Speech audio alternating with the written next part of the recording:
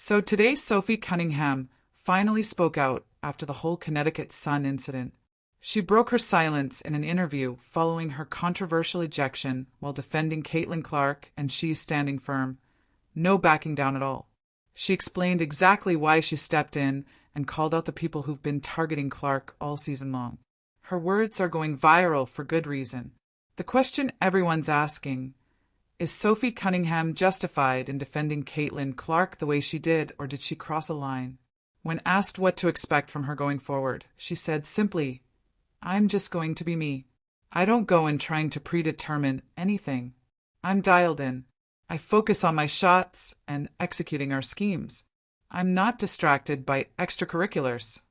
She added that the refs had a big role in what happened because it was really a build-up over a couple years of not protecting Clark, the star player of the WNBA. Cunningham said, "At the end of the day, I protect my teammates. That's what I do.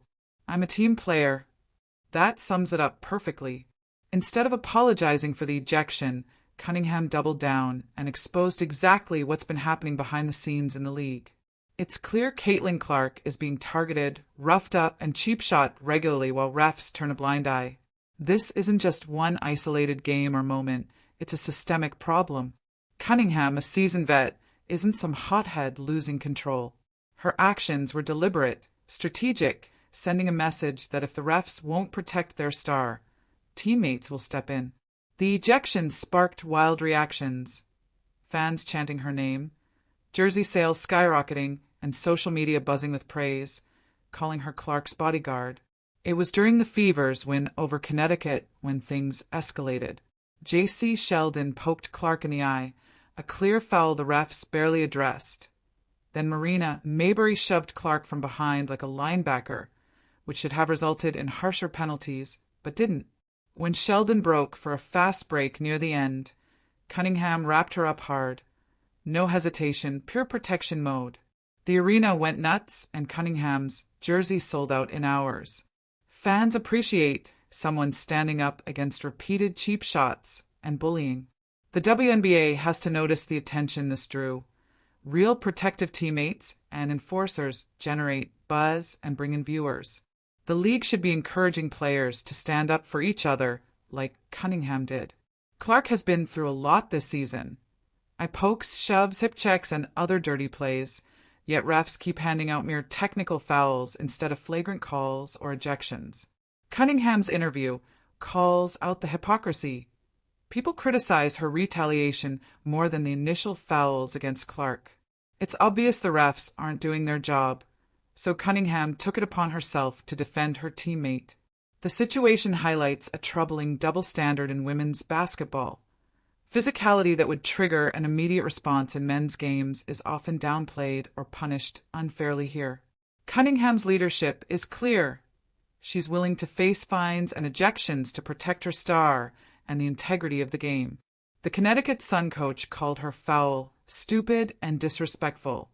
But what's really disrespectful is allowing players to repeatedly target Clark without consequences.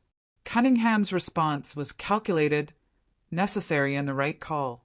She understands that Clark is the league's biggest star, and protecting her is crucial not just for the Fever, but for the entire WNBA.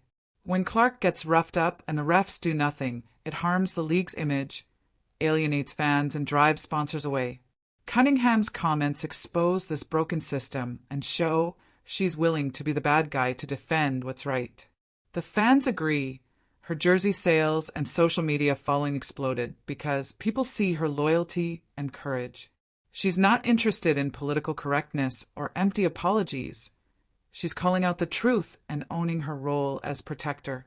Her timing was perfect, coming right after the league announced no suspensions but fines for Cunningham and Mabrey, effectively saying the incident wasn't serious enough for harsher punishment.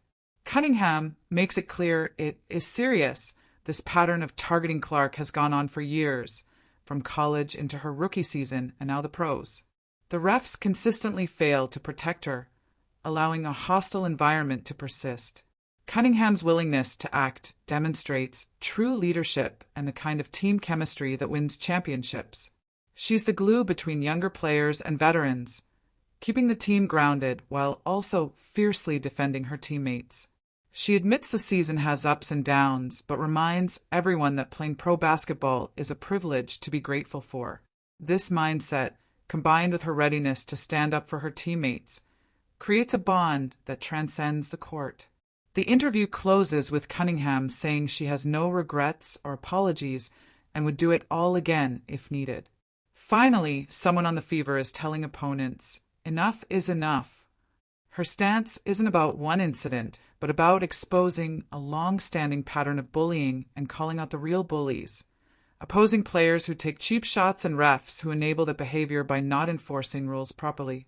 Cunningham has the support of fans, teammates, and many who want to see the league protect its stars equally and fairly. This episode highlights how women's basketball players deserve the same protection as men and that teammates willing to enforce that protection make all the difference. Cunningham's courage and clarity in her interview have made her a beacon of loyalty and leadership, and her actions could shift how the league handles physicality and respect moving forward. Digging deeper, Cunningham's interview reveals a lot about the culture of professional women's basketball and the challenges players face. Unlike men's basketball, where physical play and enforcers are accepted and expected, women's basketball often grapples with perceptions around femininity, sportsmanship, and how much physicality is allowed. Cunningham directly challenges those outdated ideas. She insists that toughness and loyalty aren't just traits for male athletes. Women players deserve to be protected and supported just as fiercely, and that means sometimes you have to be the enforcer. She cites classic examples from NBA history, players willing to take technicals or ejections to defend superstars, making opponents think twice. She sees herself in that role now for the Fever, filling a gap that's been missing. It's a bold stance, but one that resonates with teammates and fans who are tired of seeing Clark get targeted. Cunningham also talks about the mental and emotional toll this kind of bullying takes on players like Clark. Being the league's face, Clark is under constant scrutiny and pressure. When refs fail to call fouls, it sends a message that it's okay to be physical or dirty. That affects not only the player's performance, but also their confidence and enjoyment of the game. Cunningham's defense isn't just about stopping the cheap shots physically. It's about protecting Clark's mental well-being and, by extension, the WNBA's future. The interview also touches on the league's responsibility. Cunningham doesn't shy away from calling out league officials for not doing enough to enforce rules or protect star players. She points to inconsistent officiating and how that inconsistency breeds frustration and retaliation. Her stance puts pressure on the league to reconsider how it polices games and to support players who stand up for each other rather than punishing them.